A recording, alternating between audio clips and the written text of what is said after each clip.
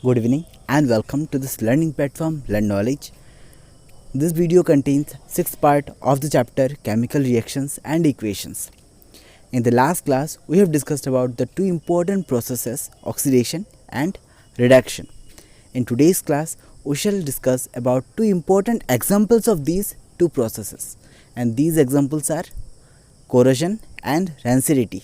So let us know about corrosion and rancidity.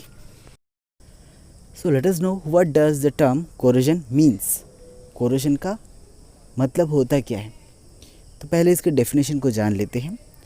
corrosion is defined as the slow and steady destruction of metal by environment.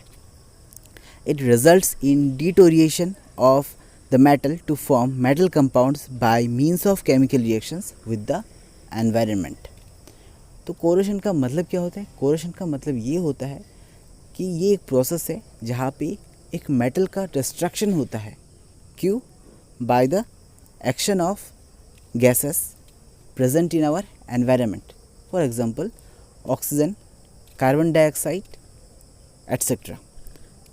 इसी को कहते हैं हम लोग कोरेशन. यानी कि जो मेटल होता है वो जो हम एक्सपोज हो जाता है एनवायरनमेंट में, तो वो धीरे धीरे ख़राब होने लगता है. किसकी वजह से? वेरियस गैसेस की वजह से जो हमारे एनवायरनमेंट में प्रेजेंट होता है, उसी को कहते हैं हम लोग कोरेशन. इससे क्या होता है? वो मेटल का डिटोरिएशन हो जाता है, यानी कि वो मेटल कुछ और बन जाता है, कुछ अनदर कंपाउंड में कन्वर्ट हो जाता है by various chemical reactions in the environment. So ये हमारा कोरेशन है. इसका एक जो सिंपल एग्जांपल है वो है हमारा रस्टिंग ऑफ आयरन. आयरन में जो जंग लगता है तो वो एक कोरेशन ही होता है एक्चुअली. वो उसमें क्या होता है, जो हमारा आयरन होता है उसका डिटोरिएशन होता है और वो रस्ट में कन्वर्ट हो जाता है. क्यों? By the action of oxygen in presence of moisture यानी कि H2O. तो चलिए रस्टिंग ऑफ आयरन के बारे में और थोड़ा ज़्यादा जानते हैं और ये जानने की कोशिश करते हैं कि ये जो रस्टिंग ऑफ आयरन है यानी कि कोरेशन ऑफ आयरन है, ये ऑक्सीडेशन और रिडक्शन का एग्जाम्पल कैसे हो जाता है. When the surface of iron is in contact with moisture and other gases in the atmosphere, an electrochemical reaction occurs. जब आयरन का सरफेस मॉइस्चर और एटमॉस्फेरिक गैसेस के कांटेक्ट में आ जाता है तो वहाँ पे इलेक्ट्रोकेमिकल रिएक्शन होता है.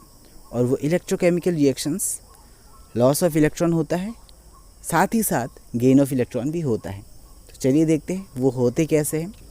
जो आयरन होता है वो इलेक्ट्रॉन लॉस करता है और वो Fe2+ बन जाता है.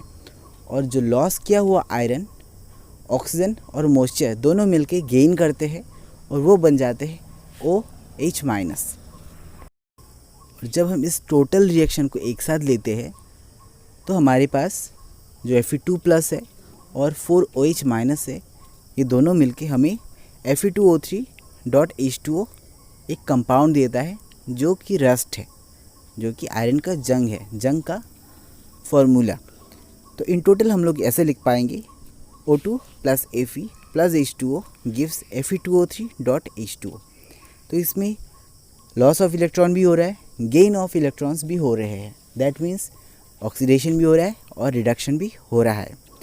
यहाँ पे जो आयरन है वो लॉस कर रहा है इलेक्ट्रॉन्स, यानी कि इस आयरन का ऑक्सीडेशन हो रहा है.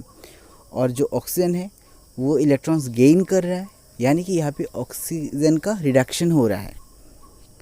तो यहाँ पे it is a redox reaction. Redox reaction का एग्जांपल है. तो अगर कहीं पे पूछा जाए give an example of redox reaction, तो हम लोग आसानी से रस्टिंग ऑफ आयरन दे सकते हैं. अब आप ये बताइए, ये जो कोरेशन ऑफ मेटल्स है वो हमारे लिए फ़ायदेमंद है या फिर नुकसान करता है, यानी कि हार्मफुल है या फिर यूज़फुल है. आपको कैसा लगेगा अगर आपका साइकिल जंग लग के ख़राब हो जाए? आपको बुरा लगेगा. तो यानी कि कोरेशन ऑफ जो मेटल्स होता है वो हमारे लिए कुछ हद तक नुकसान ही कर देता है. कि हमारे जो चीज़ें होते हैं जैसे कि गाड़ी हुआ, साइकिल हुआ, उसमें अगर जंग लग जाता है तो वो किसी काम का नहीं रहता. तो कोरेशन को हमें रोकना चाहिए. अब आप क्या करेंगे कोरेशन को रोकने के लिए? हम लोगों ने प्रीवियस क्लासेस में सीखा था, याद कीजिए. हाँ, पेंटिंग करेंगे.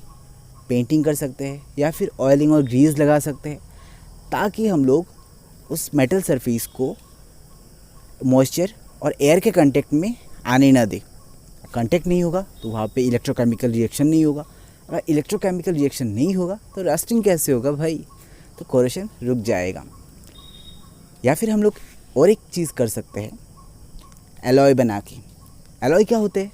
अरे ये तो हमें पता ही नहीं है। एलॉय होते हैं मिक्सचर ऑफ 2 और मोर मेटल्स और नॉन मेटल्स।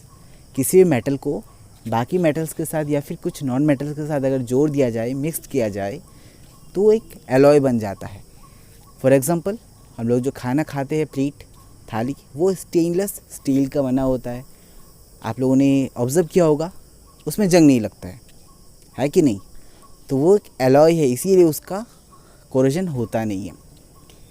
और जो एक इम्पॉर्टेंट प्रोसेस है जिससे हम कोरोजन को रोकते हैं, वो है गैल्वेनाइजेशन। सुना है या पहली बार है? सुना होगा आपने प्रीवियस क्लासेस में, अगर पढ़ा नहीं है तो नहीं सुना होगा।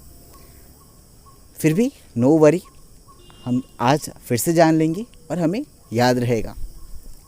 गैल्वेनाइजेशन में क्या होता है, हम लोग एक मेटल के ऊपर और एक मेटल का कोटिंग चढ़ा देते हैं, जो मेटल जंग आसानी से नहीं लगता हो, यानी कि कोरोशन जिसका आसानी से ना होता हो, उसी को कहते हैं गैल्वेनाइजेशन।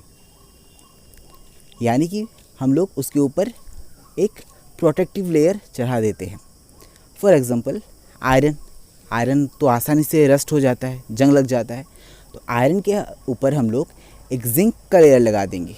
और जिंक आसानी से कोरोशन नहीं होता जिंक का, तो हमारा आयरन बच गया। इसी को कहते हैं हम लोग galvanisation. So this is the process of coating zinc on iron sheets by using electric current. In this, zinc forms a protective layer of zinc carbonate on the surface of iron. This prevents corrosion. जब zinc को ऊपर में चढ़ा दिया जाता है, तो zinc का जब रस्टिंग होता है, यानी जिंक का जब कोरोशन होता है, तो जिंक के ऊपर एक जिंक कार्बोनेट का प्रोटेक्टिव लेयर अपने आप चढ़ जाता है, जिसकी वजह से फर्दर रस्टिंग यानी कि फर्दर कोरोशन नहीं होता है। तो हमारा आयरन बच गया ना। So let us come to rancidity. ये रेंसिडिटी होता है क्या है भाई? ये भी एक ऑक्सीडेशन रिएक्शन ही है, जहाँ पे मेटल्स नहीं, यहाँ पे हमारे खाने ख़राब होते हैं। कौन से खाने? फूड एंड ऑयल कंटेनिंग खाने, वो ख़राब हो जाते हैं। अब खाने की बात हो रही है बोल के आप खाने के लिए चले मत जाइएगा। सुनिए, when fats and oils are oxidized they become rotten and their smell and taste change. जब खाने जो ऑयल और फैट कंटेनिंग होते हैं, वो जब ऑक्सीडाइज्ड हो जाते हैं, उसमें जब ऑक्सीडेशन रिएक्शन हो जाता है, तो वो ख़राब हो जाते हैं, उसका टेस्ट चेंज हो जाता है, बदबू आने लगती है। उसी को कहते हैं हम लोग रेंसिडिटी। तो rancidity is the chemical decomposition of fats, oils and other lipids. तो ये एक डिकम्पोजिशन रिएक्शन कहा जा सकता है, किसका? ऑयल्स और फैट्स का। Rancidity can be avoided by. अब रेंसिडिटी को कैसे रोकें? क्योंकि हमें अपने खाने को बचाने हैं, उसको ज़्यादा दिन तक स्टोर करके रखना है। Storing food in air tight containers, उसको हम एयर टाइट कंटेनर में स्टोर करके रखेंगे तो ख़राब नहीं होगा जल्दी से, क्योंकि वो एयर के साथ कांटेक्ट में नहीं आएगा। कांटेक्ट में नहीं आएगा एयर के साथ तो ऑक्सीडेशन होगा नहीं। अब दूसरा मेथड है स्टोरिंग फूड इन रेफ्रिजरेटर्स। हम लोग उसको फ्रिज में रख सकते हैं भाई, फ्रिज में रखने से भी रेंसिडिटी नहीं होता है। एडिंग एंटीऑक्सीडेंट्स, हम लोग उसमें एंटीऑक्सीडेंट्स ऐड कर सकते हैं, जैसे कि विनेगर हुआ। इससे क्या होता है? ऑक्सीडेशन रिएक्शन नहीं होता है, इससे हमारे खाने बच सकते हैं। Storing in an environment of nitrogen, हम लोग क्या करेंगे? उसको पैक करेंगे। पैक करने के बाद उस पैकेट के अंदर नाइट्रोजन गैस फिल कर देंगे और उसको सील कर देंगे, जिससे हमारा फूड ऑक्सीडेशन से बच सकता है।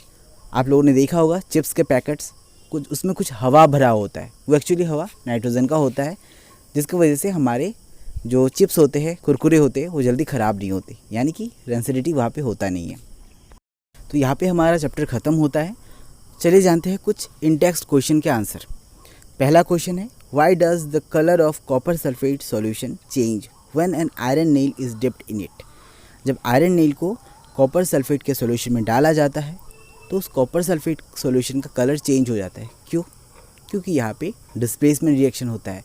आयरन कॉपर को डिस्प्लेस कर सकता है क्योंकि iron is more reactive than copper.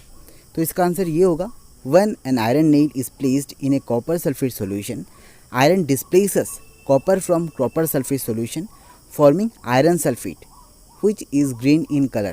Therefore, the blue color of copper sulfate solution fades and green color appears. इससे क्या होता है, कॉपर सल्फेट का ब्लू कलर चला जाता है और वहाँ पे ग्रीन कलर निकल के आता है जो कि आयरन सल्फेट का कलर है। नेक्स्ट क्वेश्चन है हमारा, give an example of double displacement reaction. Example क्या होगा, sodium carbonate reacts with calcium chloride to form calcium carbonate and sodium chloride. In this reaction, sodium carbonate and calcium chloride exchange ions to form new compounds. Hence, it is a double displacement reaction. तीसरा, identify the substance that are oxidized and the substances that are reduced in the following reaction. कुछ reaction दिए गए हैं, उनमें से आपको ये निकालना है कौन सा ऑक्सीडाइज्ड हुआ है और कौन सा रिड्यूस्ड हुआ है। आप ये देख के कर लीजिएगा। तो आज के लिए इतना ही।